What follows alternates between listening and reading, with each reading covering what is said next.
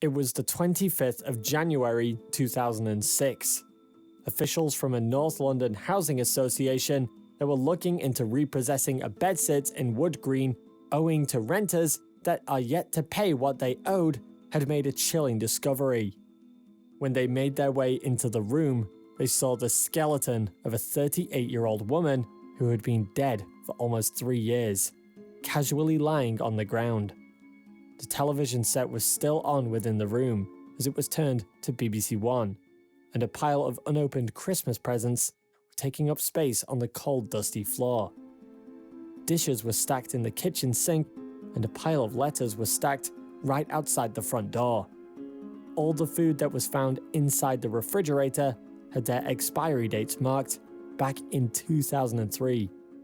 The body that was found was decomposed to the point where it could only be identified with the composition of dental records, alongside a holiday photograph of her smiling.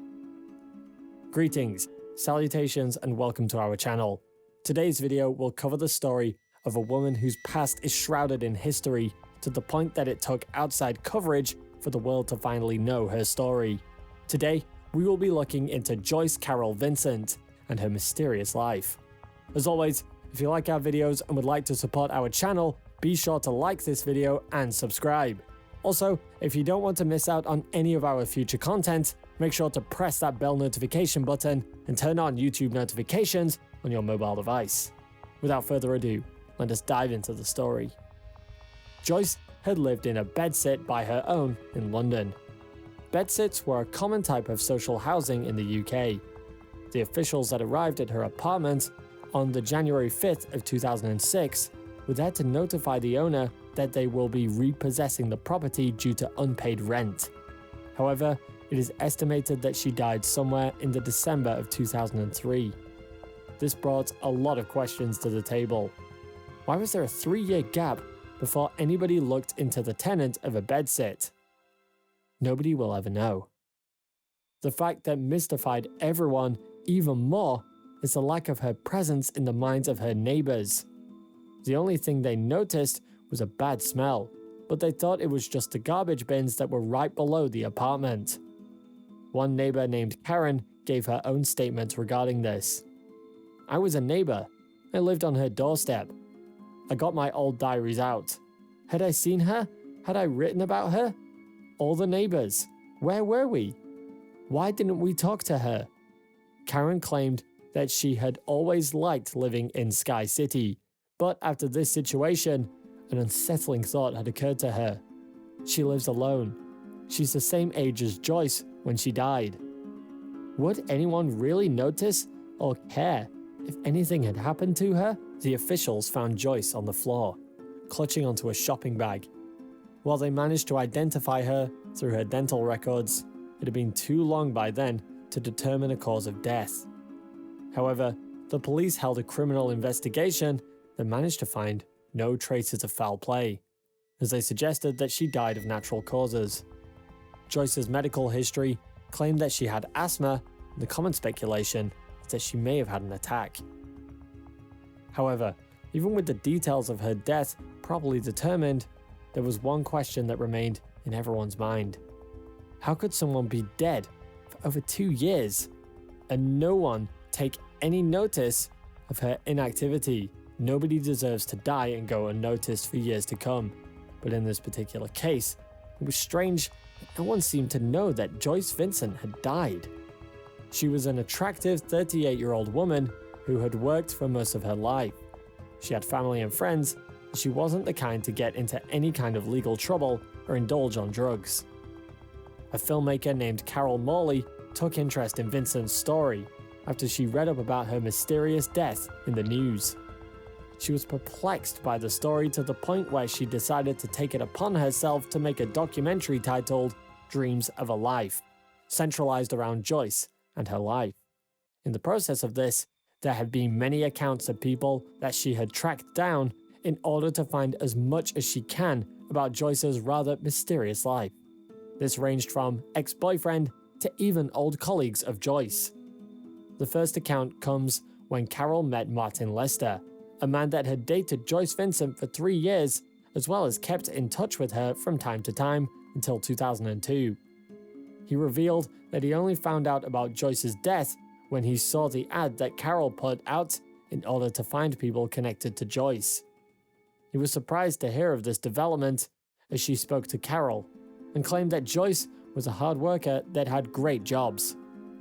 Martin was also surprised to hear that Joyce lived in public housing, since he thought she earned enough for a proper apartment. You look back and think, I wish I'd asked more, wish I'd understood more. This was what a very emotional Martin told Carol during her interview with him. This particular account continued as Martin reminisced all the good times he had spent with Joyce during the time they were dating.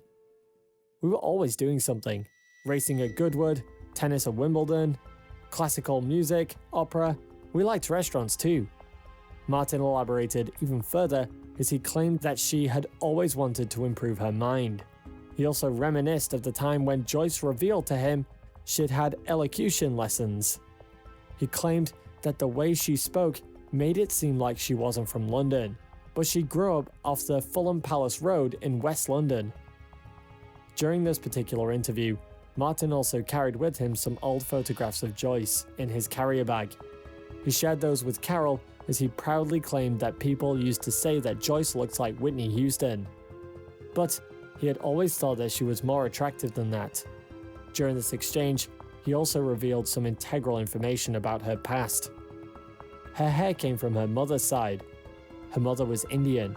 She died when Joyce was young, 11, I think. She had a real bond with her mum, especially as she was the youngest.